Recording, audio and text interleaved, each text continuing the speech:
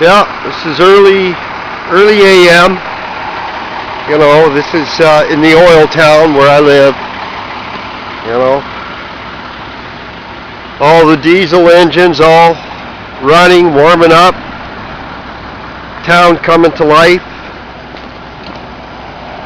I'm just sort of walking away. I decided I'd buy myself a coffee and hot coffee. I don't do this. Normally I make my own coffee, but every once in a while I'll do it. Anyway, just giving you a view here.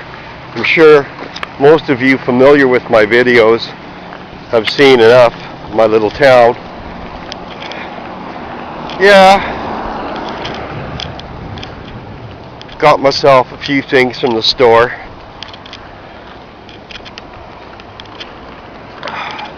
Oh, that's good coffee. To make good coffee. I don't know when my camera shut off. I was just mentioning that I was hoping I'd get to see this Filipino gentleman there at the store. We get into some really good discussions sometimes. You know, Filipino people they're hardworking, industrious, friendly people. I love talking to them, and they're smart. You know, I like intelligent people. I like talking to intelligent people. You know, and they're conscionable. You know what I mean? They have a regard for ethics, morality. Many of them are very learned about the Holy Bible and what is written in the Bible. That's another thing that I admire about Filipino people. You know, frankly, I mean, how can I resist putting this plug in? I wouldn't mind having a couple of Filipino wives. And my reasons for this are manifest. Filipino women generally respect the headship of a man in the household. Okay, they're clean women. You know, they keep a house clean. Most of them really know how to cook. You know, they know how to cook, prepare good foods, and they're very economically savvy. You know, they have a good sense of saving money. They don't waste the household money. They're not vain about spending, you know, going out wasting the money of the bread earner. Even when and that's another thing, they're not afraid to go out and earn some money for the household themselves, okay? They understand the system. They understand that, you know, it's okay, it's moral and decent and ethical for a woman to go out to work and bring something to the table too, you know? They're not afraid of hard work, Filipino women, you know? These are admirable qualities. Sadly, they probably get lost within the, you know, second or third generation, as is often the case in North America with people who come to this land and then assimilate. You know, their children or their children's children become vain and selfish and forget the old ways that actually made their own success possible, and they become well, what do I say? Is the word does the word spoiled actually describe it? I don't know. You know, my hands are full here. Oh, that's good coffee. I forgot to tell the lady that she's running out of that hazelnut creamer. I love that hazelnut flavored creamer. Normally, I'm not into too much chemical stuff, right? But every once in a while, you know, I'll treat myself with a little flavor. You know, every so now and then, not often. This is not something I do every day. This is not even something I do every month. You know, maybe every third month, or you know, something like that. Anyway, seasonal type of thing. Wow, the town is really coming alive here early AM. It's good to see. Good morning. And yeah, it's just see, this is what I mean. You know, I would like to live here as long as possible, but you know, pressuring impending health issues. You know what I mean? Look, I even got a little bench here I can sit down on if I want. You know, really, why would I want to live in the city? If this bench was in the city, we're in the city. Do you know what probably happened to it? Maybe in 1 week, it might last. And then, you know, some punks would have it overturned and destroyed, you know, mashed to the ground if it was in the city. You know, but this old bench is actually accumulating rust. It's been sitting here so long. Nobody's, you know, bent it out of shape. I can actually sit down here. Oh, it's a little wet though. Haha. Oh well, I have a wet bottom. Oh, but still, you know, it's nice to sit down when you're winded because of bronchitis or whatever I've got. I'm going to let the doctor determine what that is. Looks like rain is in the forecast again. It's been such a rainy summer, you know, I don't know what's going on. Because normally this time, right, I mean, I admit, July is a rainy season. It's our rainiest season in terms of rainfall. That's normally the case. Lately, that's been iffy, but so this is kind of, maybe I'm just not used to us reverting back to normal weather. Maybe that's it. I don't know. But, I mean, I'll be okay with this just as long as August is hot and dry and, you know, really good for the haying season. You know, we had floods so bad that we don't even get the Hutterites this year. You know, I'm missing the Hutterite forage-fed chickens. I'm missing all the good Hutterite food. You know, all the organic produce that they make. You know, the Hutterites, they're a colony of people, right? They're kind of, you know, separated from the world in a way. They're farmers, all right, and they're Bible-believing farmers. I think they use the German Bible, but I think they have a German heritage. But they've sort of, you know, separated themselves from the rest of the world, and they have their colonies that they live on. But they don't do any of this chemical food. You know what I'm talking about? They got, you know, range-fed chickens, range-fed turkeys, and range, you know, range-fed foods. You know, the Hutterites' food. I mean, I have no way to describe the difference in the flavor. Like their beans and their spinach and their produce just blows the doors off anything you can buy in your local supermarket. I mean, they're natural, healthy vegetation. I mean, I'm spoiled. I'm really missing the Hutterite food. I don't know where it went, you know. Man, that's too bad.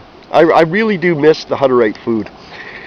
Now that it's gone, you know, I'm like, see, I kind of took it for granted. You know, this is standard procedure. You know, you go get some eggs from Hutterites.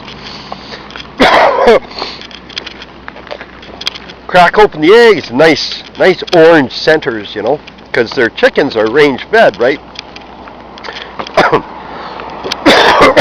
Excuse me. As I mentioned in my previous video, I'm fighting an illness, but it's range fed food. It's orange yolks, you know. The chickens are allowed to eat grasshoppers and stuff like that, you know, out on the farm where pesticides aren't used, you know.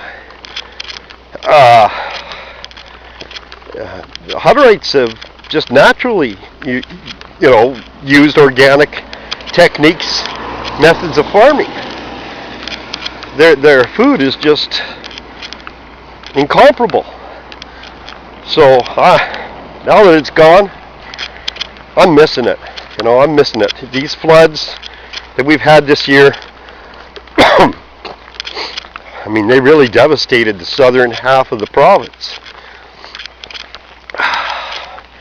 So, I imagine the turkeys aren't going to be, you know, available. And, man, see, normally I didn't even like getting a turkey unless it was a Hutterite turkey, you know. And my wife, she likes those. They have the long green string beans, you know. I mean, I just can't describe the flavor. You know, I was never much into those kind of things from the produce store, and didn't really occur to me why I didn't like it. You know, a lot of these string beans and stuff like that from the supermarket, right? Until I ate some that were from the Hutterites. Wow, what a difference. You know, their peas, anything, any of the produce you buy from Hutterites. I guess I'm talking too much about that. Now I'm stuck with bland tasting food, vegetables that taste like wood, you know. Man, I guess I didn't realize how good I had it. Look at that, isn't that pretty? See, that's what we call the, I don't know if you can see it here, try to get it in the frame. Got the lens cap, my bag, and I don't know, I'm not wearing my glasses. I forgot my glasses in the house, but right here, looks all white here, but in reality, they're a beautiful purple color, really healthy red clover. You know, and then we got lots of white clover all over here. See, this guy's smart. Smart to leave white clover on your lawn, because white clover nitrifies your soil, and it's also good for bees. You know, people are becoming a little bit more aware. You know, up here especially, we let nature take its course a lot. We know better. You know, like the native peoples, we're learning that we have to live in harmony with nature. And if we don't, then we suffer the repercussions of this. So, yeah.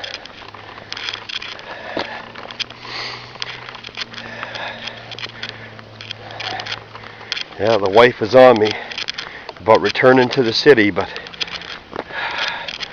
you know, it's really hard to get the country out of this boy. You know, I might not be a man of mighty stature, and you know, I might not be, you know, I mean, I sure don't look like no strapping farm boy, that's for sure. But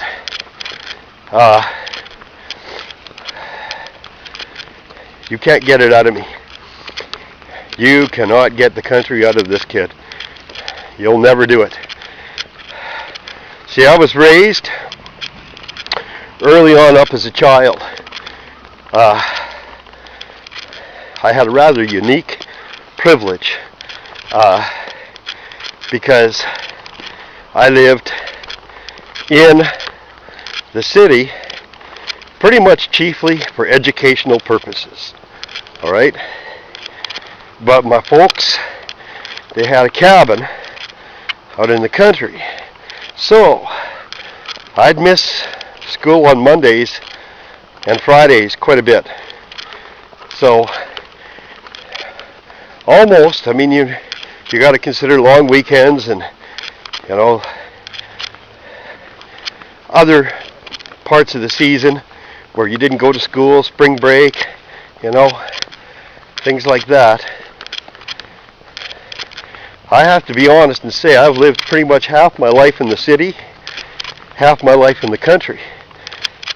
Now don't get me wrong, you know, it's really convenient to be able to get to all the stores and shops and things in the city, and to the dentist and the optometrist and all these sorts of things. Don't get me wrong, those are real handy deals. But after living both sides of the fence, I can honestly tell you which side I prefer. Some people say, well, there's nothing here. Young adolescents, Look, you can make it. You can make your own recreation. You don't have to wait for some city slicker to bring it to you. I mean, you want to get all technology, grab yourself a computer, and see, that's what I do. There's my, techno life.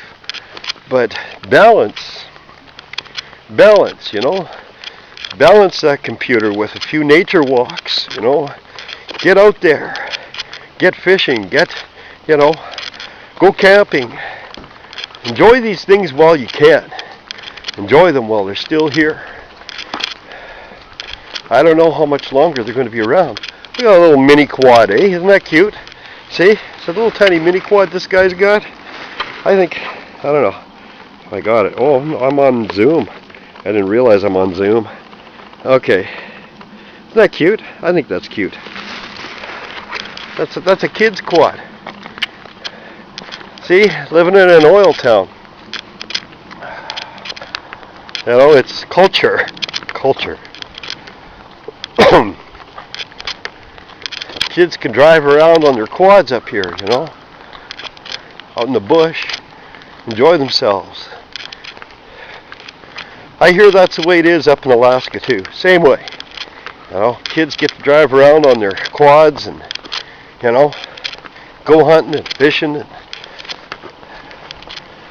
that's a good life. You learn some good lessons about, survival and nature. I'm serious, most of these punks from the city, you take them in a helicopter and drop them, in the bush, even with a backpack with supplies in it. They wouldn't even last 2 days. They wouldn't know the first thing about surviving. Isn't that sad? But that's the truth. They've become so integrated into the machine that they don't know what it means to be human anymore. That's what's happening. We're being dehumanized. We're losing our basics. What a shame. Anyway, I'm home. God bless y'all. Thanks for listening. God bless you.